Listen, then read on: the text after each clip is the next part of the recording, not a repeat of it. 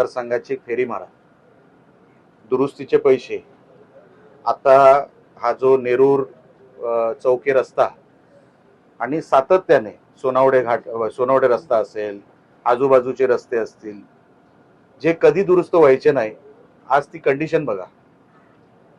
पहिल्यांदा 10 वर्षांनी आपला मतदारसंघ हा जसा दिसतो, मी काय ते क्रेडिट सगळं माझ्यावर घेत नाही, त्याच्यामध्ये अधिकाऱ्यांचं पण क्रेडिट आहे.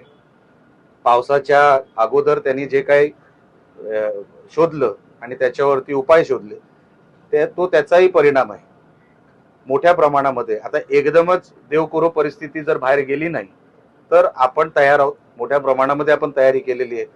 परवा पण ऑनलाईन पाणी टंचाईची जी मीटिंग झाली, प्रत्येक विभागाची मीटिंग आम्ही घेतलेली आहे. मी तर स्वतः आमसभेमध्ये आणि त्यानंतर पंचायत समितीमध्ये सुद्धा.